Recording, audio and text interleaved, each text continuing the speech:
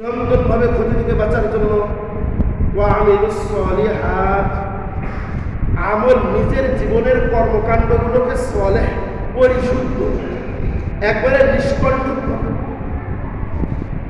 সহজ একটা উদাহরণ দেই। একজন মৌলভী পায়খানায় গেল, বের হয়ে আসে, লা ইসমা লাহু ওয়ালা আজরা লাহু। পায়খানায় গেল, বের হয়ে আসে, তার কোনো গুনাহও নাই, নেকিও নেই। আর এক মৌলভী যারা এই জন্য করতেছে, আমি নিজেও মৌলভী, যাতে করে দোষটা আমাদের প্রতিই থাকে। আর এক মৌলভী বাথরুমে গেছে, বাথরুম থেকে বের হয়ে আসছে, তার বাথরুমটাকে সে সলেহ বানিয়েছে, কমপক্ষে তার 70টা ইবাদতের নেকি আমলনামায় চলে আসবে। বলে কেমনে? আর এক মৌলভী, সেও বাথরুমে গেছে, বের হয়ে আসছে, বের হওয়ার সাথে সাথে একদল ফেরেশতা বলতে, দেও আল্লাহ, একে কবরে দেও, আগুন জ্বালাবে। কয় শ্রেণী হলো? 3 শ্রেণী। এক শ্রেণী ঢুকছে, বের হয়েছে, কোনো নাকি নাই, বাথরুমের মতো একটা কাজ।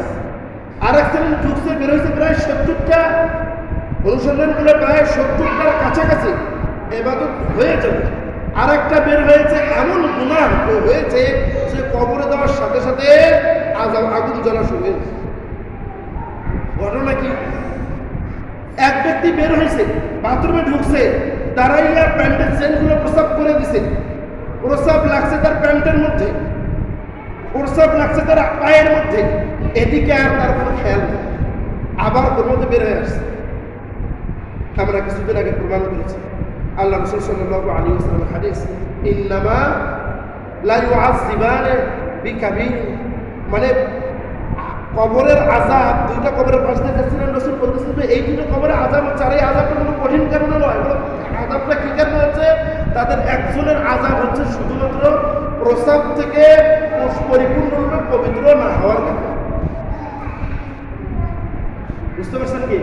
তাহলে এই মৌলভী প্রস্রাবখানা থেকে বের হয়েছে, এই ছেলেটা প্রস্রাবখানা থেকে বের হয়েছে, প্রস্রাব কর্ম সারে সাথে সাথে তার কবরের আযাব প্রস্তুত হয়ে গেছে। আর এক মৌলভী কবর প্রস্রাবখানায় ঢুকছে, বাথরুমে ঢুকছে, শৌচকার্য সারছে, বের হয়েছে, কোনো প্রকার নাপাকি শরীরে লাগতে দেয় নাই, তার কোনো নেকিও নাই, তার কোনো গুনাহ।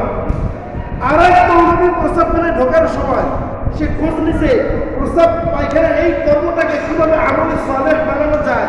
সে অনুসন্ধান করে ঢুকছে, বাম পা দিয়ে ঢুকছে, অনুসন্ধান করে মাথাটা ঢেকে রেখেছে, অনুসন্ধান করে মুখটা বন্ধ রেখেছে, অনুসন্ধান করে দৃষ্টিটা উঁচু রেখেছে, অনুসন্ধান করে পিঠটা ঢেকে রেখেছে, অনুসন্ধান করে কিবলামুখী হয়ে বসে নাই, অনুসন্ধান করে কিবলার দিকে পিঠ দিয়েও বসে নাই, অনুসন্ধান করে খোঁজ নিয়ে ভালো করে জেনে শুনে যে প্রস্রাব পায়খানা তো আমাকে করতেই হবে, কিভাবে আমলে সালেহ করা যায়, ঢিলা কুলুপ ব্যবহার করেছে, অনুরূপভাবে পায়ের উপর ভর দিয়ে বসেছে, অনুরূপভাবে যখন সে বসেছে, বসার পরে যত নিকটতম সময় যতটুকু অঙ্গ বস্ত্রহীন না করলে নয়, অতটুকু বস্ত্রহীন করেছে, মানে পরিপূর্ণ একবারে লঙ্গিটা মাথার উপরে উঠায় নাই, এমন ভাবে বসে নাই। অনুরূপভাবে আবার বসেছে যে বাতাসের দিকে বসে নাই, সূর্যের দিকে মুখ করে বসে নাই, চন্দ্রের দিকে মুখ করে বসে নাই।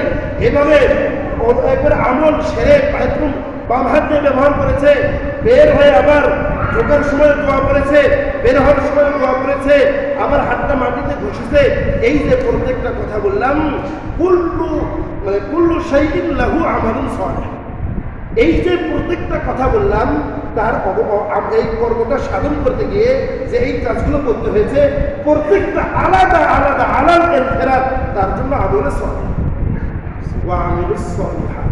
এক প্রস্রাব পায়খানা করতে যদি এই পরিমাণ অবস্থা তৈরি হয় যে একজনের জন্য প্রস্রাব করার কারণে জাহান্নাম, আর একজনের জন্য জান্নাত নাই, জাহান্নাম নাই, মানে কোনো নেকি নাই, কোনো সওয়াব নাই, আর একজন এই পরিমাণ নেকি অর্জন করলো শুধুমাত্র প্রত্যেক প্রস্রাব পায়খানা, তাহলে বাকি আমলগুলো কি হবে? আমল সালেহ। বন্ধুর সাথে কথা বলবো, জেনে নেব এখানে আল্লাহর হুকুমকে, রাসূলের তরিকাকে, আল্লাহকে সন্তুষ্ট করার জন্য এভাবে করবো, চা খাবো এভাবে করবো, রান্নাঘরে বসবো সেইভাবেই করবো, অনুরূপভাবে গাছ লাগাবো, কৃষি কাজ করবো, রিক্সা চালাবো, ড্রাইভিং করবো, অফিস করবো, আদালতে যাবো, যেখানেই যাই না কেন জিন্দগির প্রত্যেকটা চিত্রপটের প্রত্যেকটা কার্যক্রম সুন্নতের রঙে রঙিন করে চিত্রায়িত করবো, তাহলে বহু আমালুন সালেহ। সেটাই আমলও করছি।